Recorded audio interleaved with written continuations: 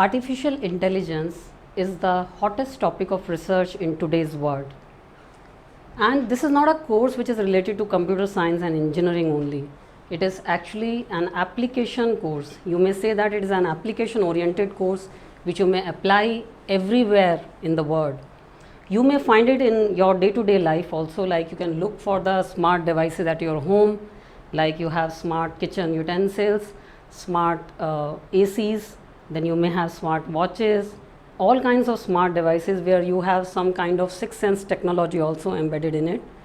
Okay, so here today what we are going to do, we are going to understand like what actually the AI is, how it is originated, and there is a very important test, Turing test, that actually tells you like what is the way of identifying whether a system is intelligent or not.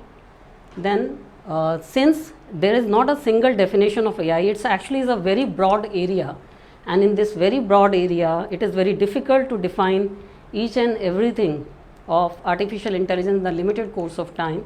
But here we will discuss various definitions of AI which were given by various scientists as per the approaches, the different approaches that we will discuss here, and we have some kinds of phases also that we will discuss.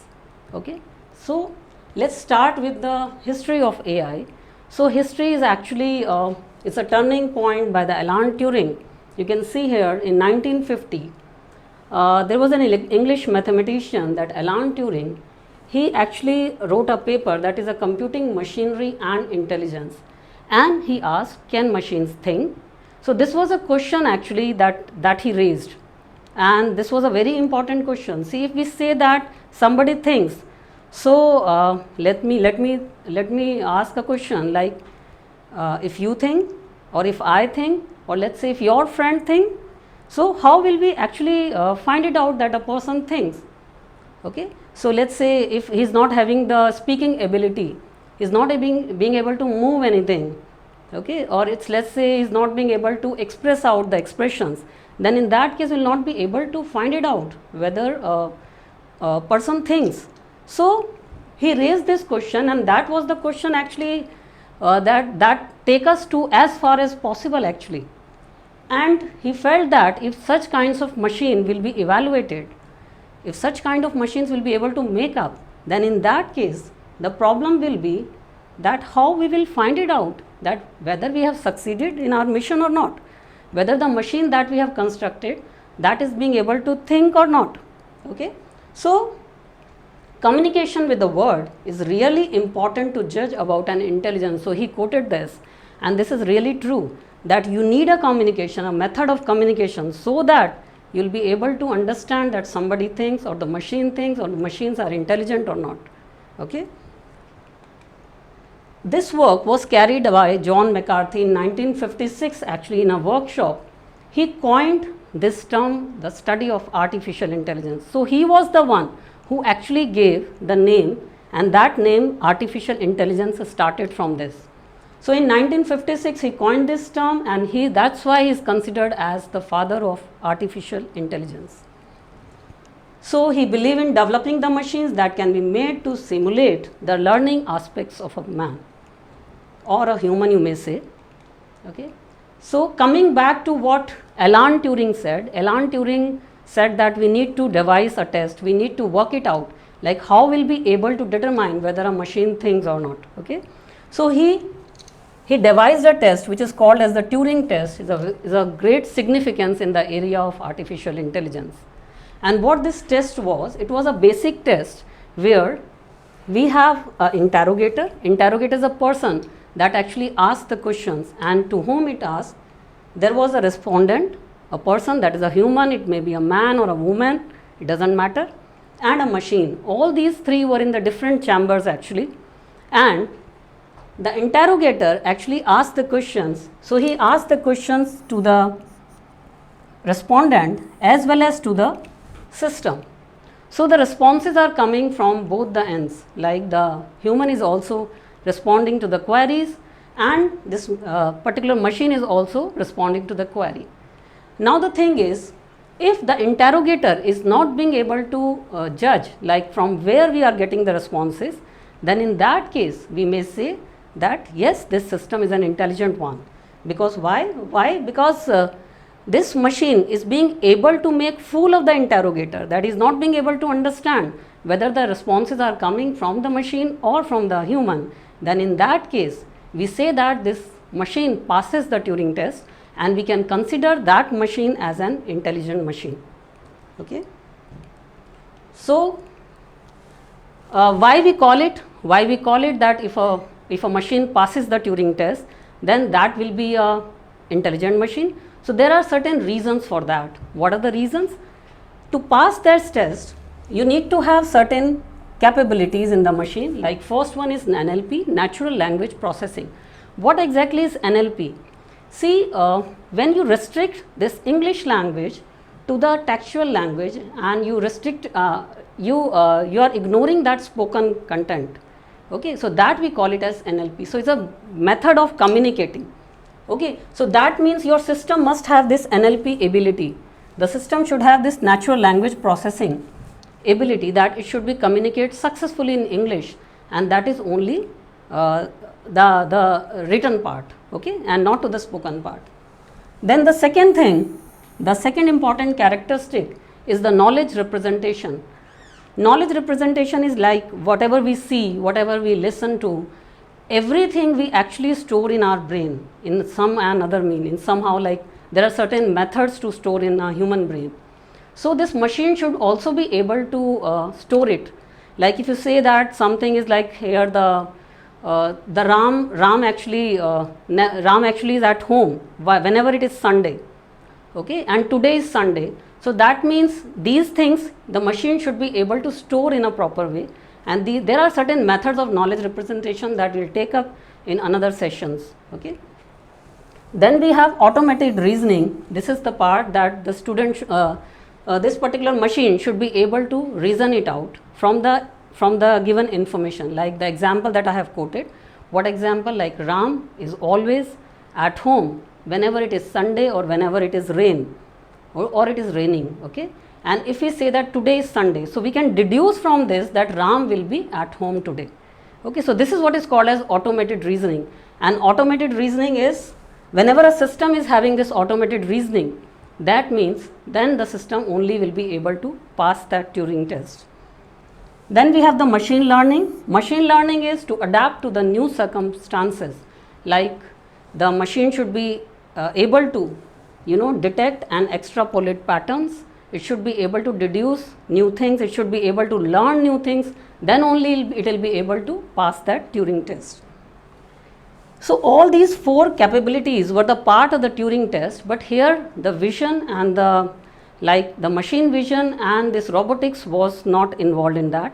So he modified it to the total Turing test, and this in total Turing test actually he included the computer vision also and robotics also. So all these 6 things together, if you just look at it, these are the basic things which a system requires for passing this test, and these are the core areas of AI. Okay, so what do you say? We say that if a machine passes this test, so that means it's having all these possible approaches of AI, and these are like it will be well versed in NLP, it will be having automated reasoning aspect, okay, then it will be having vision, it will be having robotics, okay, it will be having this machine learning aspect. So all these things will be covered, and hence we may say that these are the basic disciplines of AI, and we may say that yes, the machine is an intelligent machine.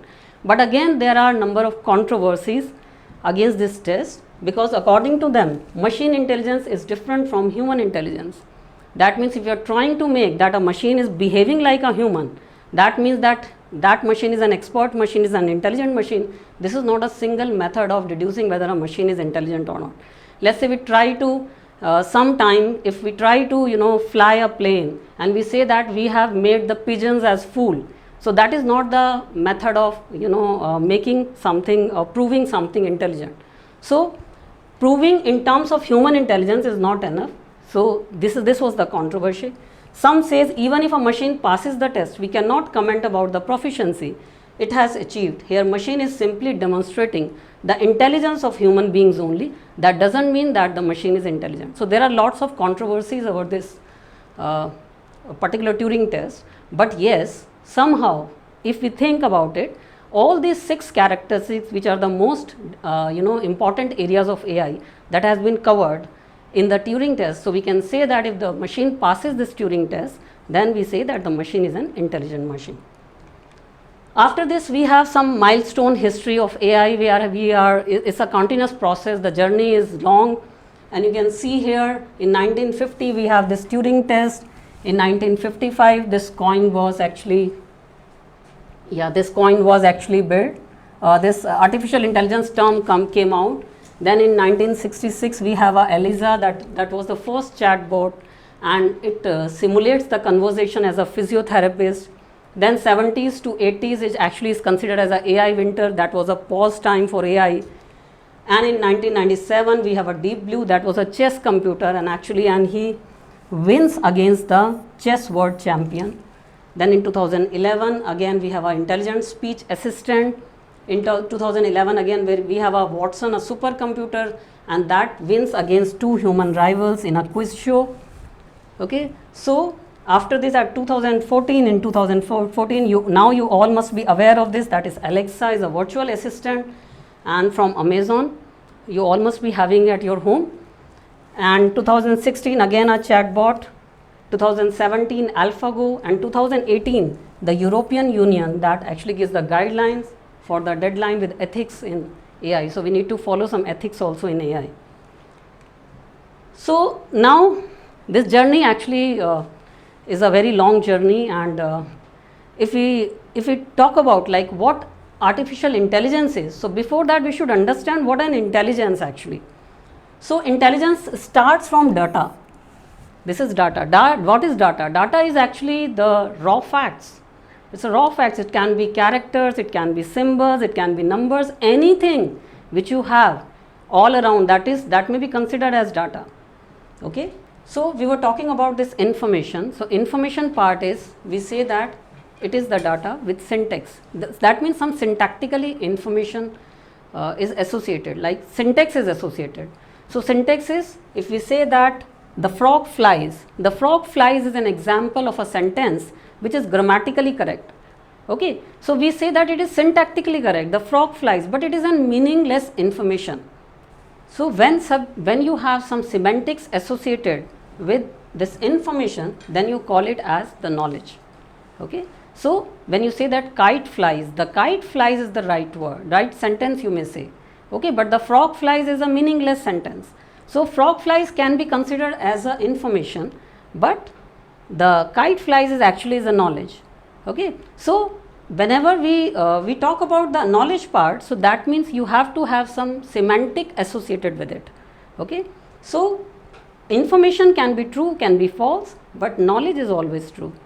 Okay, and then from the knowledge, if we proceed towards the intelligence, so intelligence is related with knowledge, because intelligence is the ability to acquire, to understand, and to apply knowledge. If you have knowledge and you are not being able to understand it, then it's useless. If you have no knowledge and you are not being able to acquire it, then again it's useless. If you are not being able to apply it where it can be applied, so again it is useless. So knowledge is, when you have this kind of knowledge that you are being able to understand, apply and acquire, then you say that you are an intelligent person. Okay, so now from intelligence we move to the artificial intelligence, because you know that the human brain is an example of the natural intelligence, and what we are trying to do, we are trying to make the artificial intelligent machine that should work like a human being. So there are number of definitions, there are various approaches. So again the scientists, they are having with a different the definitions for that. Here we say that AI is an application course, that we discussed already, students, that it is actually you can apply everywhere. So it is not a technical course actually, it is something related to the philosophy also, you may say. And you have many problems. These problems actually have one or two solutions, but this is a complex problem. It's having more than, it's having various solutions. Okay, so lots of people disagree with the definitions of AI. some says like this is the definition, some says the other definition. So this question has puzzled many philosophers, biologists and psychologists for centuries, and artificial intelligence is easier to define, although we do not have any standard or any accepted fact that this is actually the definition of AI. So we have various scientists who have given these definitions, like first is the automation of activities that we associate with human thinking activities. This is very important, that human thinking activities. Okay, so human thinking activities are like such as decision making, problem solving, learning. This was given by Bellman in 1978. So the most important fact is human thinking. The other definition is the art of creating machines that perform functions that require intelligence when performed by people. Okay, this is the another definition which was given by Kurzweil in 1990. Then the branch of the computer science that is concerned with the automation of intelligent behavior. This is again given by Luger and Stubblefield in 1993. Then the study of how to make computers to do things which at the moment people do better. This was given by Alan Rich and Knight in 1991. Okay. Then a field of study that seeks to explain and emulate intelligent behavior again in terms of computational process. That was given by Shelkoff in 1990. Then the study of computations that make it possible to perceive, reason and act. This is very important areas of AI, like perceiving. See, we can say that in fact the animals are having more perceiving power than the machines. Okay, so we want to make the machines which are being able to perceive, which are being able to reason and act. So we call them as the intelligent machines, and this was given by Winston in 1992. Then the exciting new efforts to make computer things, machines with minds. This is the important line, machines with minds, again in the full and literal sense, given by Hogland in 1985. And the study of mental faculties through the use of computational models. This was given by Charnick and McDermott in 1985. So these are the various definitions which were given by different scientists. And if you just summarize all these definitions, so you find the four approaches. Some definitions are based on like how human thinks. Some definitions are based on how humans act. Some definitions are based on like thinking rationally and acting rationally. So these are the these are the four approaches on the basis of which everyone has defined like what is artificial intelligence. So we say that the systems that think like humans, you have certain definitions based on this particular category. Then systems that think rationally, rationally means in the right direction. So we say, some scientists say that it is not like that the human always act in the right direction or human always think in the right direction. So we say that those systems, they are being able to think rationally, then only these systems will be considered as the intelligent machines. Then we have systems that act like humans, that means acting like human, behaving like human. So you show that intelligent behavior and you can consider that machine as an intelligent machine. And that systems that act rationally, that means they act in the right direction, So here you have two approaches, like human centered approach versus rationalist approach. Human centered approach is like the two categories where you have human thinking ability and human acting ability, and the other one is the rationalist approach. That means you are thinking in the right direction, you are acting in the right direction. Okay. So a human centered approach must be an empirical science involving hypothesis and experimental confirmation. What actually is a hypothesis? See, usually as a human we have number of beliefs. You might be like some kinds of belief that must be proceeding from generation to generation, like you must be whenever you are moving, let's say you come out from your home and you are going for an important work, and you saw a cat, then in that case what happens? You will have a feel like this work, today the day will not be good. This actually is a belief that may be true, it may be false. Okay, it may be true, it may be false, but if it happened for let's say 2-3 times that you saw a cat and after that you are not being able to achieve the thing that you are looking for that day, so you convert it into an hypothesis. So hypothesis is always They are the beliefs which are supported by some evidences. So human approaches are actually involving hypothesis and experimental confirmations. Okay, and the rationalist approach, it actually involves a combination of mathematics and engineering only. So here you are not having any kinds of hypothesis or beliefs actually. Okay. So acting humanly approach is like a Turing test approach that we already discussed. Okay, so that means we are checking it out, like if the machine is being able to acting like a human. Okay, so this was a Turing test approach, we call it. So systems that act like humans. Then we have thinking humanly approach. This is cognitive modeling approach, we say. Okay, that means thinking like humans. Then the third one is you have acting rationally approach. This is the laws of thought approach. Okay, it's based on certain kinds of rules and laws that we'll do in detail. Then systems that think rationally. This is actually a rational agent approach where we want to make out certain intelligent agents. Okay. So here I have given few examples of acting humanly approach. Any systems that exhibit the intelligence must be operated by manipulating data structures composed of symbols. And the example of this is expert system. So expert system is actually the number of programs. They are working together and constitute an expert system. Like you have a medical diagnosis system, MySyn. You have a identification of chemical compound, that is a Dendral system. So all these are the expert systems which comes under acting humanly approach. Then we have thinking humanly approach. Here in thinking humanly approach, we focused on the theories of intelligence closely tied with brain-like structures. So understanding this, for understanding this theory, we should understand how our brain actually works, how human brain works. Okay, and on the basis of that, the artificial neural network is the example of that. So if we say that thinking humanly approach or the cognitive approach, so it is the science of like how a human being thinks, how actually the human mind works. So this is the cognitive science. And coming back to the biology, if you remember, you must have studied in your school level that our brain is consisting of number of neurons. So neurons is actually the basic unit of intelligence.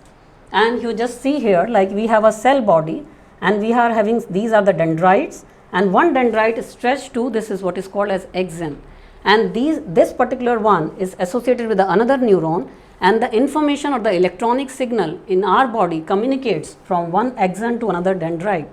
Okay, so this is how the signals that communicate, that signal proceeds in our brain, okay, in our nervous system, you may say. So if we just look at it, so we have roughly 100 billion neurons in the human brain, and each are connected to 1000 others. So see the complexity.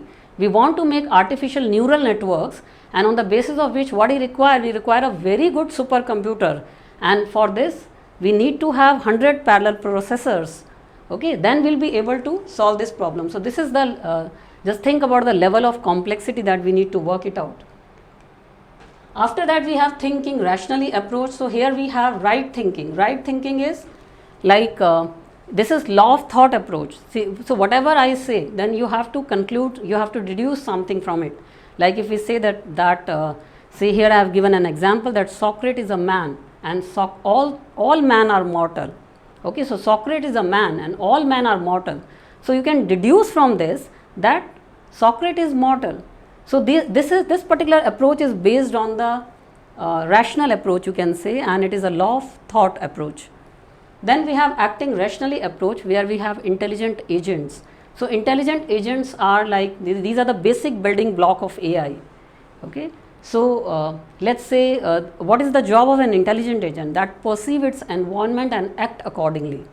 Okay, perceive its environment and act accordingly. So I can say a very good example of this like is a thermostat.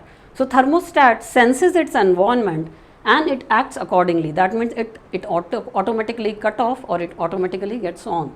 So this is also an example of this intelligent agent. So when we want to make an intelligent agent, and if this intelligent agent is in the right direction, we call it as the rational agent. Okay, and any intelligent agent is an example or is a combination of architecture and a program. So you have an agent program that you need to execute, you need to work on a given architecture. So you need an architecture, a hardware also, and a program also. Okay. So after this, student see with these approaches we have phases of AI also. Like some of the phases, we divide this whole AI in 3 categories. We say weak AI, we say general AI, and we say strong AI. So weak AI is that if we are being able to do some of the intelligent tasks that is being done by the human being. Okay, say like identification of something, you have ECG machines, you have like biometric machines. So they are having a little bit of capability that a human being can do. So these are the examples of, you can say, weak AI, where some of the intelligent tasks you can achieve with the machine.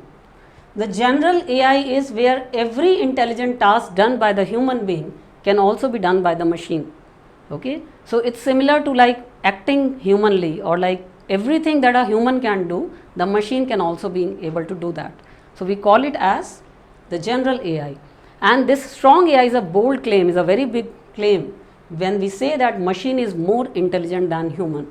Okay, so machine is having more intelligence than human. So this is a very bold claim, and we are trying to achieve that, and is a big area of research, that strong AI. So what I need to summarize, that our intelligence is what makes us human, and AI is the extension of that quality. So this natural intelligence we are trying to build up in the machine, this is what we call it as AI. In the next video, we'll come up with the application areas of AI and what is AI today. Thank you.